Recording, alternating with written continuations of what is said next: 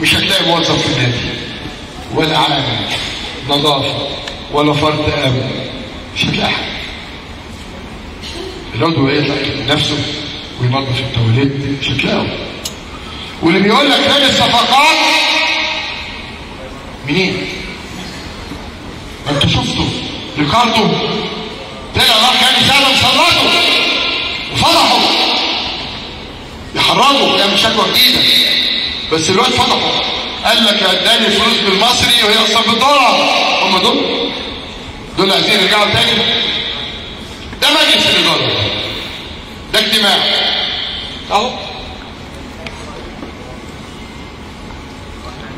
لو محرجين اتفضلوا روحوا اقعدوا في اي حته او في صالون هنا ياخدوا قرارهم، عايزين يكملوا مع رئيسهم ولا عايزين ينفذوا كلام احمد عبد الوكيل من غير حرب، عشان ليه كلمه بعد ما يخلصوا يجوا اقدامهم خالد لطيف هيقول مجلس الاداره قرر كذا على الهوا. كلام واضح؟ اتفضلوا تبقوا عندك هي في صالون احنا عاملينه هنا لغايه ما اكمل كلامي. اتفضلوا هتاخد قرارك هنا؟ لا ما هو انت هتقعدوا مع بعض جوه بتاعوا بيكم عشان ثانيه واحده. لا استنى، انا عايز اسمع مصر كلها لسه. اصبر. طب خدوا جنب كده مع بعض الاول عشان يبقى انتوا يعني تداولتوا. بسم الله الرحمن الرحيم. احنا بداية من بسنت هذا بسنت المستشار محمود طه، الباشمهندس مريم، سيادة اللواء على امين، كابتن جمال عبد الحميد، كابتن جمال عبد الحميد، سيادة اللواء علاء لاجي، كابتن احمد دعبس، الاستاذ احمد مرتضى، وانا قررنا واحد، احنا مكملين مع حضرتك بالكامل.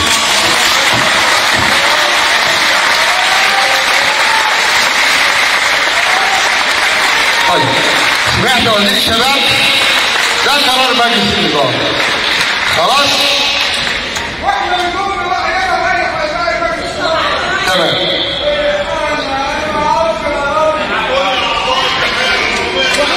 يا ثانية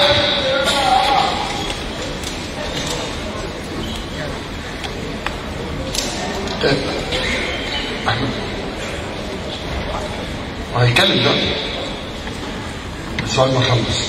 مفيش رئيس نادي ينفع في مصر. بصوا يا جماعه، شكرا. سيادة وزير الشباب والرياضة دكتور اشرف صبحي، سمعت رأي المجلس وما تقدرش تحل ولا تجمده عشان لازم يبقى الحكم نهائي. ما تقدرش، مش منطقة ولا تتولى عشان الحكم نهائي. لازم يبقى الحكم بتاعي حكم نهائي، ولازم يبقى جريمه مخالفه بالشرع. بس انا عايز اطمنك، انا عرفت وزيت. انا لغايه دلوقتي ما طعنتش امام الاداريه العليا، واحتمال كبير ما طعنت عشان المناخ فاسد. تاني مناخ فاسد. وبسلمك النادي مع الشكر لكل مجلس الاداره، انا بسلمك النادي اهو. حضرتك اتفضل تعالى استلمه وقول لنا هتدفع مرتبات اجور منين. انا كل اللي بيتعاملوا مع النادي الشركه الراعيه ما بتردش عليا. انتوا مش عارفين انا قاعد ولا مش. اصحاب المحلات اللي كان عليهم فلوس بكلمه اقول له حضرتك قاعد ولا ماشي. انا اللي كنت بجيب الفلوس والمجلس كله عارف، وانا بقول لك اهو مع الاعتذار لمجلس الاداره انا ماشي. تاني بسلمك النادي، بس لما يخرج اتحمل المسؤوليه قدام مصر كلها. ومن النهارده انا عضو عامل في النادي، رجعوا بالادب واحترام، والجماهير بحضر معاهم الماتش، بقعد مع الجماهير المحترمه اللي انا بقول لها بطمنها اعتذاري عن ان اكمل حاجه، وان انا الاربع ملفات اللي هداهم للفيفا حاجه ثانيه للانتخابات ده. اتفضل يا استاذ.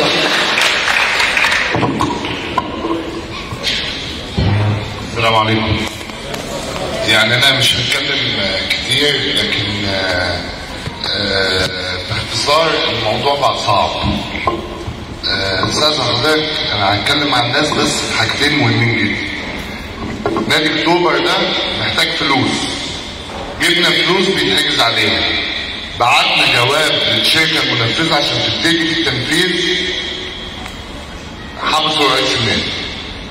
بعدين الشركه انا بكلمها الاسبوع اللي فات قالوا لي حضرتك احنا ما نعرفش انتوا موجودين ولا مش موجودين، هتتحلوا ولا هتمشوا. اي لعيب بتيجي تتعاقد معاه ولا تتكلم معاه بيقول لك هو انت موجود ولا رئيس النادي موجود؟ ما هو رئيس النادي اللي بيجيب الفلوس. يعني انا جايب ورق لقيته عندي في المكتب، السيد رئيس اللجنه المعينه بعت الوزير بيقول له ابعت لنا 100,000 جنيه زمان. لا يعني انا شفت يوناديك كانوا عاملين حضرتك حاجه زي كده يعني. لا ده انا عندي جوابات لقيتها بجيبها لحضرتك. فالوضع صعب قوي. الناس بس ناسيه انا موجود في المجلس من 2013 المجلس المعين. انا ما كنتش بلاقي كرسي اقعد عليه، كنت عضو مجلس اداره. كنت لما بجيب 100,000 جنيه النادي كانوا بيعملوا لي حفله. القصه المقصوده دي انتوا قاصدين مرتضى منصور، ماشي؟ عايزين تقولوا كده، بس الحقيقه اللي بيتاثر العمال الجلابه اللي في النادي. لا العمال، خلينا اقل حاجه اللي مرتبه 3000 جنيه ده. عايز تعرف يا ست الوزير مطلوب من حضرتك من الاخر، احنا مش هنجيب قائم بالاعمال. عايز تحل المجلس حله كله، مش محتاجين الموضوع. عايز تحل المجلس حله كله. انا عن نفسي مش هكون اي رئيس نادي اشتغل معاه انا شخصيا، ولا عايز المنصب ولا حاجه، ده هم. والناس اللي بتتكلم احنا امبارح قاعدين، حضرتك انت ما كنتش موجود، قاعدين هنا 14 ساعه عشان نصفر فرقتين، بنلم من قدام 50,000 جنيه ونلم من اللعيب ده 10,000 جنيه، واحنا عندنا ملايين. مرتضى منصور جايب 100 مليون وحد حكت عليهم. طب انا جايب 100 مليون تانيين، افتحوا لي حساب عشان احط فيهم ال 100 مليون. لا محكوم عليهم. انت بتقفل عشان تمشي الراجل ده. وده قالت لي قبل كده هنجيب لجنه هنقول اي كلام وهنمشيه. هو انت الورق هنكتب اللي احنا عايزينه. فلو انت بتعمل ورق جديد عشان تحل المجلس، حل المجلس. انا مش هتكلم كتير لان انا عايز اروح. انا كنت مستني المستشار يقول انا ماشي، اقول انا ماشي معاه. خلاص؟ بجد؟ طب انا ماشي معاه. خلاص شكرا. لا ارجع ريس. انا صاحب العزبه. احمد خلاص اعتذر، وهي اميره اهو اللي صاحب العزبه اللي بتشتم كل يوم. طيب انا بس هتكلم 3 دقايق يعني عن ملف الكوره. انا بس عايز افكر الناس بحاجه.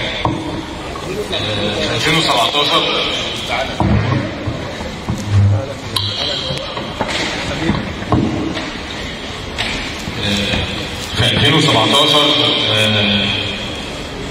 احنا تعاقدنا مع عبد الله السعيد وما كانش فيه مخلوق يعرف.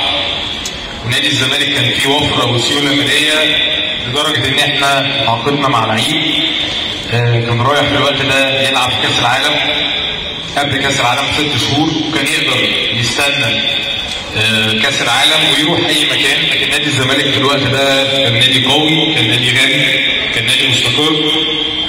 وللاسف برضه نزلت لجنه من الوزاره عملت تفتيش مالي ولقت ان في 40 مليون جنيه ناقصين، واتعمل اجراء واضطرينا نقول ان ال 40 مليون جنيه دول قيمه انتقال عبد الله السعيد كصفقه انتقال حر. والنادي الاهلي تنبه وضغط على عبد الله السعيد، وعبد الله السعيد مضى في الاهلي. في 2020 انا بس هبقى معني بالكوره عشان برضو في الاخر انا بقالي فتره كبيره ما بتكلمش وما يعني نحاول ان انا اشتغل في صمت. في 2020 حصلت الكورونا، في 16 نادي اجتمعوا ومضوا ان الموسم يتلغي ونبدا موسم جديد، عشان ده الصح للكوره وللرياضه. وبرضه السيد الوزير ساعتها كان بيتبنى ان لا الموسم يكمل ومش مهم ال 16 نادي، المهم الثلاث انديه، والموسم كمل. وفي الاخر يعني دفعنا ثمنه على مستوى المنتخبات ودفعنا ثمنه على مستوى الانديه. اكيد سياده الوزير شايف ان مصر خرجت من بطوله افريقيا، 2001 خرجوا، 2003 خرجوا، كل على كل المستويات بسبب ان مفيش رؤيه ومفيش اي حاجه وفي عند وفي قرارات اتخذت غلط. نادي الزمالك وصل نهائي افريقيا في 2020 بالفرقه اللي اتبنت في سنين، عشان برضو الناس تبقى عارفه الفرقه اللي انتم بتحبوها اللي فيها محمود علاء ولويتش وفرجاني ساسي وطارق حامد وبن شرقي ونجم وزيزو ومصطفى محمد وعبد الله جمعه. الفرقه دي ما فيش فرقه بتتبني في يوم، فرقه بتتبني في سنتين وفي 3 سنين. طارق حامد جه في 2016، الويتش جه في 2017، بن شرقي جه في 2020، زيزو جه في 2019. لما يبقى كل 6 شهور في مجلس اداره بيتغير وبيمشي وتيجي تمشيني سنه عشان مخالفات ماليه وتقعدني في البيت وترجعني بعديها بسنه. هديكم مثل صغير، 4 لعيبه كانوا موجودين موسم 2021 عقودهم كانت 13 مليون جنيه، رجعت بعديها ب 11 شهر لقيت عقودهم 72 مليون جنيه. المفروض ان انا ابقى ساحر واقنع بن شرقي ان هو يجدد، واقنع فرجاني ساسي يجدد، واقنع طارق حامد يجدد. بعد الخراب اللي حصل لمده سنه، العك اللي حصل لمده سنه، 50 واحد تناول وتناول ملف الكوره. كابتن ايمن يونس جه قعد شهر جدد 4 لعيبه ومشي، كابتن حسين لبيب جه جدد 2 لعيبه ومشي. في الاخر تم تعمد تخريب النادي. في الاخر يمكن المستشار عارف الحاجات دي في البيت بيننا وبين بعض، انا ما كنتش مع ان احنا نرجع، ما كنتش مع ان احنا ننزل انتخابات. هو حبه للنادي خلانا نرجع. والسنه اللي فاتت ب 12 لعيب و5 ناشئين خدنا الدوري والكاس. كان موقف لنا بين سنتين بسبب جهل او عدم خبره من اللجان اللي كانت موجوده. دفعنا ثمنه، رجعنا خدنا الدوري والكاس. انا مطالب ان انا ابني فرقه ترضي طموح الجمهور، ترضي الاعضاء، ترضي الاستوديوهات التحليليه.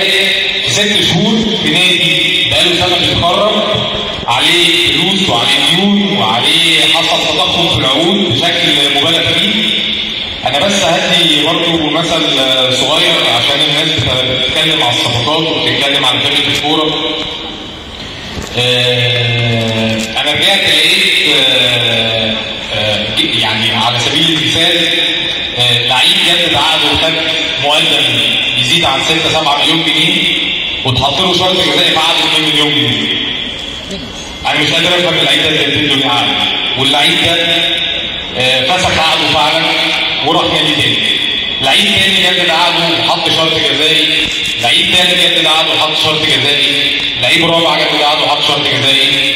الناس لو فاكره ان اللعيبه فرقه الكوره اللعيبه ما بتسمعش من بعض وما بيسالوش بعض وما بيقولوش بينهم وبين بعض، اشمعنى دي الفكره اللي اتعملت في سنه.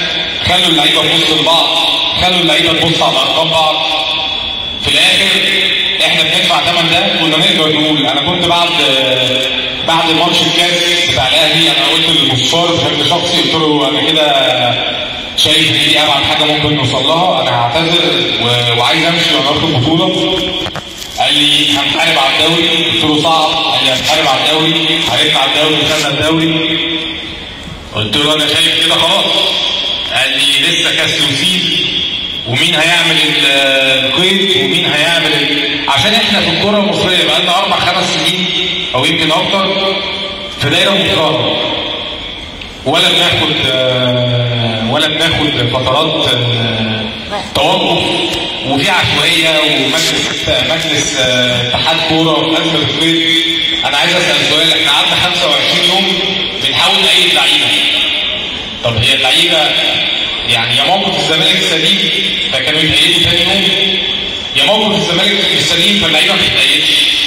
لكن مين يحاسب على 25 يوم؟ ومين يحاسب على انسجام اللعيبه؟ اللعيبه دي بشر على فكره وبتتاثر وبتتضغط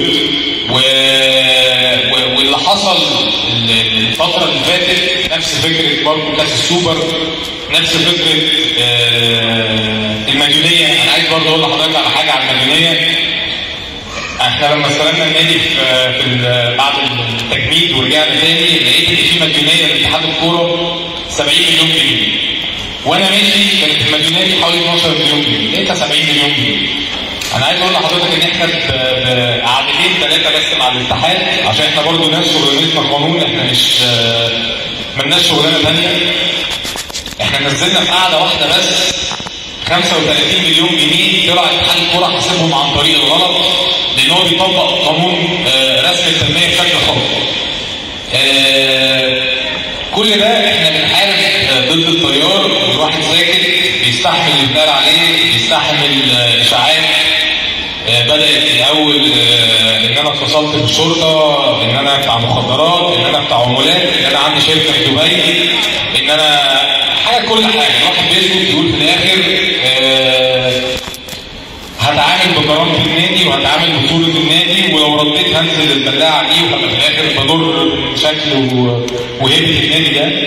بس في الاخر الموضوع ده لا حده، احنا كاسره في الاخر انا يمكن الراجل ده مسخرنا ان احنا شغالين خدامين في النادي. يعني لو كلمني في التليفون وعرف ان انا في مكتب المحاماه وان انا مش في النادي دي هتبقى مشكله كبيره بيني وبينه. في الاخر كل بني ادم عنده طاقه. انا راجل كان والدي في السجن وكنت بروح احضر الماتشات وبحضر التمارين وما اشتكيتش، بس في الاخر كل بني ادم عنده طاقه. احنا مش هنحارب لوحدنا ومش هنحارب على الكرسي ولا على المكان، لان في الاخر مفيش حد مخلد. لكن اديكوا شايفين هنبتدي نجيب حقوق النادي. دي الطريقه اللي احنا على فكره بنجيب بيها حقوق النادي. مرتضى منصور عمره كان هادي وعمره ما كان كيوت وعمره ما كان بيجيب بالحق في الدبلوماسيه. الراجل ده انتوا انتخبتوه عشان هو قوي. لما بيجي ياخد حقه بقوه زي الموقف بتاع اتحاد الكوره بتاع القيد، قلنا اصل دي مشكله شخصيه ما بينه وبين اتحاد الكوره، اصل هو يعني غلط فيه. احنا بنحارب عشانكم، عمرنا ما حصل لنا، عمرنا ما دخلنا في صراع شخصي بسبب مصالحنا ومصانعنا وشركاتنا وبتاع، ما عندناش اي خناقه غير الزمالك. بس في الاخر مش هينفع نتخانق طول العمر، ومش هينفع يعني نطلع من مشكله نقع في مشكله. في الاخر احنا اللي بنتاثر، احنا اللي بنتاثر كاسره، احنا اللي بنتاثر كسمعه.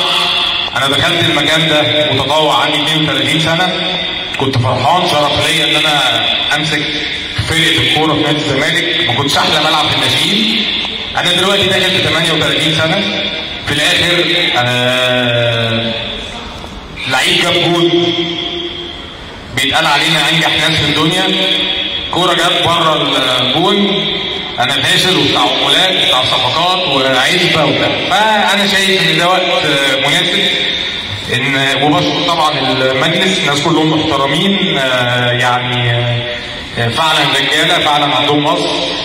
لكن انا اتمنى كل واحد يشيل مسؤوليته، واتمنى ان السيد وزير الشباب يعرف ان نادي الزمالك ده مش نادي شركه، ده مش نادي يعني صغير، ده مش نادي جديد فتح في منطقه جديده، ده نادي تاريخه اكبر مننا واكبر من المستشار واكبر من الوزاره نفسها. فكل واحد يشيل مسؤوليته. وانا عن نفسي يعني زي ما احمد لسه كان بيقول هتكلم في حاجه اخيره، عشان انا عايز بعد ما نمشي ما يحصلش اللي حصل السنه اللي فاتت، تيجي لجنه ما تعرفش كتير تشاور علينا تقول اصل القضايا اصل الحاجات اصل ما كناش نعرف. انا عايز اقول على حاجه. المستشار لما تولى في 2014 كان في قضايا في الفيفا بقالها 10 سنين. كريم الحسن ومندوبه واكوكو كل الناس دي سددنا القضايا بتاعتها. وفي البيزنس والناس اللي فاهمه في البيزنس وفاهمه في الماليات دي اثرت على حاجات ثانيه. فاضطريت ما اعرفش ادفع مرتب خالد بوطيب، اضطريت ما اعرفش ادفع مرتب جروس عشان دفعت 5 و6 مليون دولار ممكن نطلع تخطيطهم للعيبه او اكتر. اللعيبه ما اتدفعش فلوسها بقى 10 سنين او اكتر من 10 سنين في المجال السابقه، ومفيش ولا جهه رقابيه سالت اي حد من الناس دول. انا سعيد ان احنا باللي احنا عملناه. حضرتك عملت اللي عليك، احنا عملنا اللي علينا. المجلس بشكرهم على كل حاجه، لكن في الاخر في رياضه. وانا بشكل شخصي انا مش ما عنديش مبررات اقولها للراجل الاجنبي، مش عارف اقول له ايه. لو فلوسه اتاخرت عندي مشكله في الحسابات. مفيش بني ادم في اللي قاعدين دول ما عندوش حساب في البنك. ابسط حاجه نادي الزمالك ما عندوش حساب في البنك. مش عايز احول فلوس قسط لنادي اشتريت منه لعيب مش هعرف. عايز احول عقد تسويه قسط مش هعرف. عايز احول فلوس رسوم تقاضي مش هعرف. مش هعرف احل ازمه البنوك. لو كهرباء بكره الصبح عايز يدفع الفلوس هيروح يحطها في حساب مقفول. احنا مش هنحارب لوحدنا. لازم يكون في دعم من الوعي من الاعضاء والجمهور. لازم يبقى في رغبه عند السيد وزير الشباب ان هو يبقى بيقف في مسافه واحده.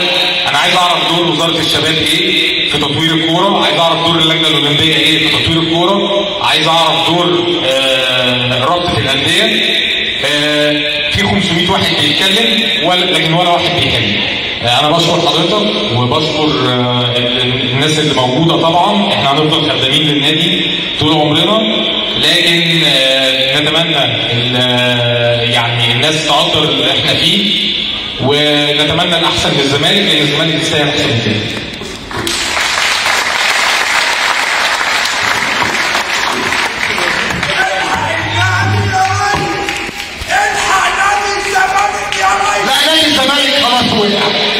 وزير الشباب خلص على نادي الزمالك. كلام واضح. انا بقول لك واحد ما تعملش كده. انا بقول لك واحد. تعالى ادفع مرتبات الموظفين. يا راجل اشمونج دوت عامل فيديو بيقول خدت فلوسي حسين نبيل ما قدمش الفيديو. عندك الفيديو ده يا ابني؟ عندك صور الوزير في النادي الاهلي امبارح؟ نزلها لي برضه. تمام؟ دفعنا القسط الاولاني اللي الواد المفروض ملوش فلوس، جه القسط الثاني اتحجز علينا. القدم نادي سبورتنج لشبونه حاطين فلوسه عشان شيكابالا ما عرفناش نحولهم عشان محجوز علينا. لا النادي وقع والكل بيتفرج. نادي عظيم عمدا يوقعوه. والوزير امبارح طلع لي صوته امبارح مع محمود الخطيب. في نادي في مصيبه والوزير امبارح رايح اهو. اتفضل امبارح وحسن مصطفى هذا الغراب اللي لما بيجي تحصل مصيبه اتفضلوا. الوزير مبسوط وناجحه وسايب نادي ما فيهوش جنيه. لو قلتها في القيد يا استاذ يقول لك دعمها. دعم منين؟ اختصار. ده هشام ده الاخ هشام برضه يكل اللي جوه النادي الاهلي في الشله اهو. اتفضلوا الصوره اللي بعديها. مش ده ايمن يونس اللي يقول عليها شطان؟ مش دول رموز النادي؟ مش دول المليونيرات اللي خربوا النادي؟ اللي كلهم لحم كتافهم من خير النادي. امير ده لما اتحايلت على وزير الداخليه موجود حبيب العدل اتحايلت عليه عايز يمشي عشان خاطر يقبل السهل الامير قبل ما يستلم. قال لي طب روح لحسن بعد ساعتين قال لي لا مش حصل فعلا. الحاج هو حسن عبد الرحمن موجود عايش ما ماتش. رحت له مكتبه قال لي ده ابن ناس احنا عايزين حد ابن ناس. ده ليه عايز يمشي؟ قلت له لا 2008 اللي بيقولوا عليه اتفصل. قال لي هتدفع 148,000 جنيه، قلت له ادفع بشتري ابني. ولما حصلت احداث 25 يناير امير قال لي عايز ارجع الشرطه عشان البلد واقعه والامن اختل، خدته رحنا لمحمود وادي، كل دول عايشين كان وزير الداخليه عشان يرجع.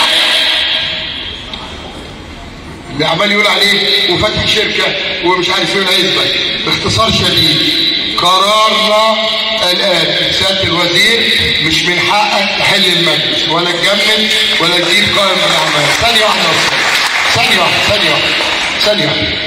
واحده. هو حضرتك كنت جبت قائم باعمال مكان عمي فاروق لما اللجنه الاولمبيه طلعته بره شهرين، ولا انت بتترعب من الخطيب؟ سؤال واضح وجاوب. انت قلت هو ده عمي فاروق رئيس مكتب تنفيذي يعني مكان رئيسي باختصار. حضرتك طلبت من النادي الاهلي تعيين قائم باعمال عمي فاروق لما كان بره؟ ما حصلش. هو حضرتك طلبت مننا السنه اللي فاتت دي كلها تعيين قائم باعمال مكان اللي هو هود اللي مشي؟ ما حصلش. هو في ايه؟ انت مالك؟ ايه اللي تعبك؟ ده انت في ايه؟ بحملك المسؤوليه قدام مصر. انا مرتضى منصور صاحب العزه، خدت ولادي احمد وامير وسبنا النادي، احنا اعضاء عاملين في النادي، ورينا هجيب فلوس منين؟ ولما النادي يخرج روحوا له قولوا له انت اللي اتعمدت تعمل كده، والكل كان بيتفرج. كل يوم جواب من مين؟ من بتاع الشاليهات. كل يوم قائم باعمال ادي مجلس الاداره اهو. العيال كاتبين قبل ما نيجي مجلس الاداره خد قرار بعزل مرتضى منصور. لا انا لما اخترت رجاله مخلصين، واللي ما جاش هو الوحيد اللي مش مخلص لانه عارف هو عامل ايه، وعارف انه كان عمل اتصال بالوزير كل يوم عشان يجي مكانه. لكن الكل كلهم رجاله بلا استثناء. لواء علاء، احمد داعش، احمد مرتضى، خالد، كابتن جمال، لواء علاء، مريم، مستشار محمود، بسال، حتى البنات ارجل منكم عشان مخلصين لناديهم ورئيس النادي، وعارفين ان لما مرتضى منصور يمشي مش عايز اقول انا بقى لا اقول لكم النهارده مرسى مطروح بتاع الاتوبيسات قال مش هروح مش هنقل، باظت مرسى مطروح. الراجل بتاع التغذيه قال اتوبيس مقدم. عرفتوا بقى المصير، عرفت بقى ان نادي بيتدمر. النهارده لما تيجي سبورتنج لشبونه الفلوس اللي اتحجز عليها في البنك اللي كانت راحه بتاعت شيكابالا هيتوقفوا البيت. هتجدد تعيين ازاي؟ هتجدد لهم ازاي؟ لعيبه السله اللي طفشت قبل ما اجي هو اسمه ايه ده؟ ابو ضفيره ده اسمه ايه؟ انس ده مش ماشي من قبل ما اجي انا ومتماضي مع محمد مصلحي والواد الثاني وفي ابو ضفيره ثانيه ادوني فلوس اشتروه ماشي؟ يا جماعه احنا خراب. نادي كان في ثانيه واحده طلعوا 40 مليون جنيه لاعب كاش مش لاقي جنيه. مين اللي عمل ده؟ الكل بيتفرج. باختصار شديد لو فكرت ارفع قضيه في القضاء في الاداره دليل ان انا مش متكلم عن المكان ان انا ما رفعتش لغايه دلوقتي لان في هم كنت شايله عشان الجماهير وعشان الاعضاء. انما انا مسؤوليتي بقول تاني اهو الاربع ملفات هيترجموا تاني. هو لو تفتكروا لما رفضت الاعتذار وان انا اصلا قرار الكهرباء وانسى قضيه القرن اتحبست بعديها مباشره لما خدنا القرار باعتذار عن اسمها دي سوبر المرمطه سوبر قله الادب ثاني يوم العزل. طب مين يقدر يشتغل بالطريقه دي؟ عشان ايه؟ مين فينا بيقدر؟ محدش فينا بيقدر. قلت تاني انا لو مش حابب المكان ده اقدم طلب لمجلس الاداره فورا. انا ليا 30 مليون و500 ادهم تمام، وليا 151 مليون عايزهم فورا. انما اللي خد فلوس 4 مرات حاجز علينا وبعدين طلعت في التلفزيون 4 حلقات كل يوم اقول يا جماعه الحقونا النادي وكل بيتفرج. الناس تقول لك ايه؟ بكره الخطيب هيتحبس خد 20 50 سنه هيتحبس، والرقابه الاداريه شدت وهيتحبس. انا اللي اتحبست.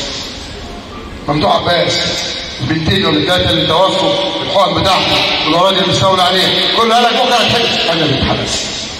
سياده رئيس الجمهوريه محترم، في حاجه غلط في البلد، من فضلك كل الناس اللي بتحبك 90% او 95% من جماهير الزمالك بتحبك وبتحترمك. وانا قلت قبل كده انا سند، انا في ظهري بلد سند، عمري ما هكون شوكه.